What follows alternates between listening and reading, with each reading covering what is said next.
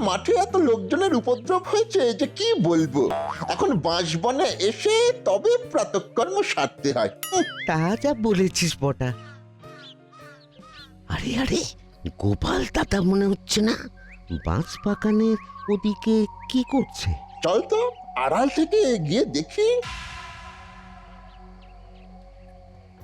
এই মোহরের থলিগুলো প্রকাশ্যে রাখা যাবে না। এইগুলো দিয়ে রাজ্যের লোকদের অনেক মঙ্গল হবে। এগুলোকে আপাতত এখানেই লুকিয়ে রাখি। দেখি গাছের নিচে কি করছে। দেখ দেখ দেখ, মোহরের থলি। লোক করছে আবার ওই থলিগুলো। এই এই চুরি করবি? তার থেকে চল মন্ত্রীমশাইকে বলি, মন্ত্রীমশাই যা বলবেন তাই করব। চল চল। হ্যাঁ, ওনার এখন ওই রাজপ্রাসাদে থাকার কথা। মন্ত্রী মশাইও জানবেন আর মহারাজও জানবেন, ভালোই হবে।